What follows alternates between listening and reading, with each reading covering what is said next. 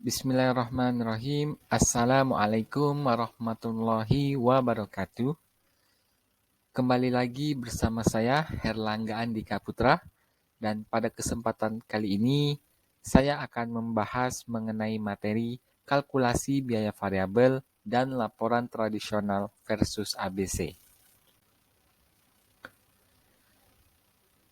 Untuk materi pertama, saya akan membahas mengenai dua metode dalam perhitungan laba.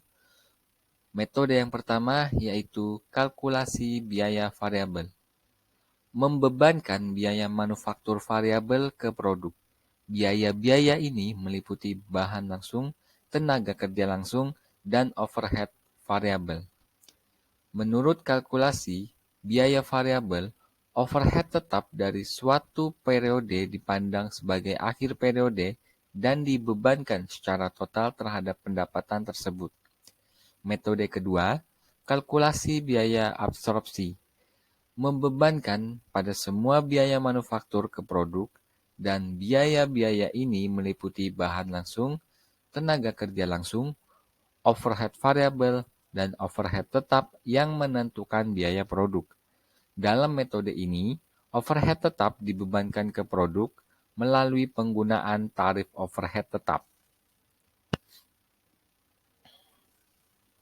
Selanjutnya, hubungan antara produksi, penjualan, dan laba.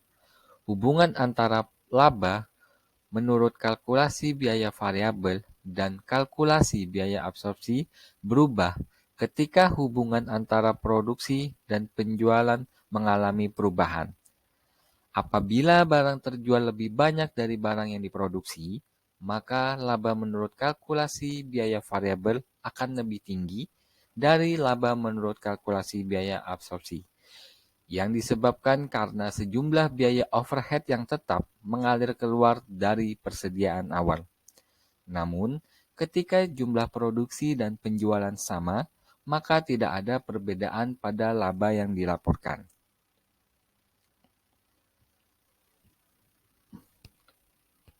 Berikut merupakan hubungan antara produksi, penjualan, dan laba.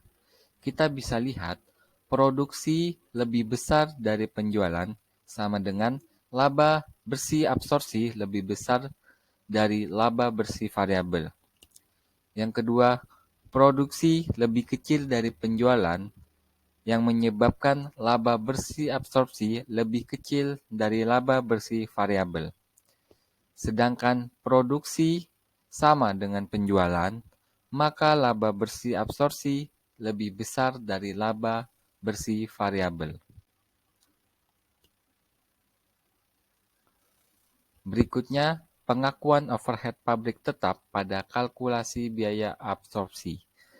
Menurut perhitungan biaya absorpsi, overhead tetap harus dibebankan ke unit yang diproduksi. Hal ini menciptakan masalah. Pertama, bagaimana kita mengkonversi overhead pabrik yang dibebankan berdasarkan jam tenaga kerja langsung atau jam mesin terhadap overhead pabrik yang ditetapkan untuk unit-unit yang diproduksi. Yang kedua, apa yang dilakukan apabila overhead pabrik yang diproduksi tidak sama dengan overhead pabrik yang dibebankan? Ada dua solusi. Solusi yang pertama yaitu misalkan overhead pabrik ditetapkan atas dasar jam tenaga kerja langsung, dibutuhkan 0,25 jam tenaga kerja langsung untuk memproduksi satu unit. Apabila tarif overhead pabrik tetap adalah $12 per jam tenaga kerja langsung, maka overhead pabrik tetap per unit adalah $3. Untuk solusi yang kedua, yaitu kita membutuhkan pemikiran yang lebih dalam. Kita harus menghitung overhead tetap yang ditetapkan dan membebankannya kepada unit yang diproduksi.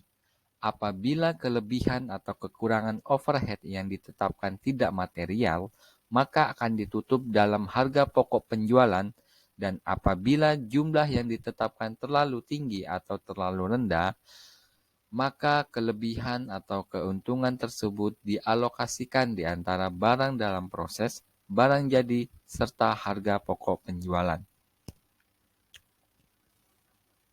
Selanjutnya mengenai kalkulasi biaya variabel dan pelaporan segmen. Manfaat kalkulasi biaya variabel untuk mengevaluasi kinerja telah meluas dari sektor pengevaluasian manajer. Manajer harus mampu mengevaluasi berbagai aktivitas yang menjadi tanggung jawab mereka. Misalnya, manajer harus secara terus-menerus mengevaluasi kontribusi laba dari pabrik, lini pabrik, dan wilayah penjualan. Pemisahan biaya tetap dan variabel pada kalkulasi biaya variabel adalah penting bagi evaluasi yang akurat. Makna implisit dari suatu evaluasi adalah keputusan yang saling terkait apakah meneruskan atau menghentikan operasi suatu pabrik atau apakah meneruskan atau menghentikan suatu lini produk. Untuk mengevaluasi berbagai aktivitas yang berbeda dalam suatu perusahaan, seorang manajer membutuhkan lebih dari sekedar ikhtisar informasi yang terdapat dalam laporan laba rugi. Sebagai contoh, perusahaan beberapa divisi yang beroperasi di berbagai pasar yang berbeda, manajernya tentu ingin tahu bagaimana profitabilitas masing-masing divisi. Hal ini dapat menciptakan laba keseluruhan yang lebih besar melalui penghapusan divisi yang tidak menguntungkan, pemberian perhatian khusus kepada divisi-divisi bermasalah, serta pengalokasian dana tambahan untuk divisi yang lebih menguntungkan.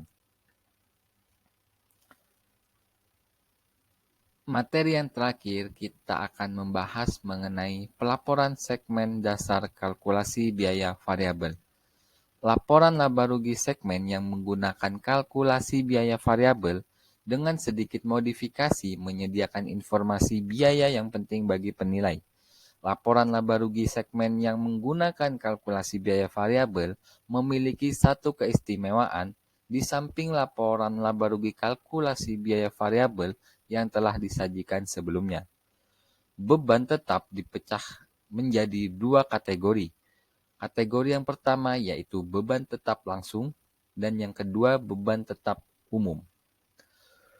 Beban tetap langsung adalah beban tetap yang secara langsung dapat ditelusuri ke suatu segmen. Beban ini kadangkala disebut sebagai beban tetap yang dapat dihindari atau beban tetap yang dapat ditelusuri. Karena beban ini akan hilang apabila segmen ditutup atau dihapus. Beban ini disebabkan oleh eksistensi segmen itu sendiri. Yang kedua, beban tetap umum, yaitu disebabkan oleh dua atau lebih segmen. Beban ini kerap kali muncul bahkan apabila salah satu segmen dihapus. Biaya tetap yang merupakan biaya tetap langsung pada suatu segmen mungkin dapat menjadi biaya tetap tak langsung atau umum pada pabrik lain.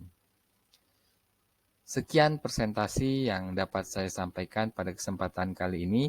Saya mohon maaf apabila dalam penyampaian presentasi tadi masih terdapat kekurangan. Saya akhiri. Wassalamualaikum warahmatullahi wabarakatuh.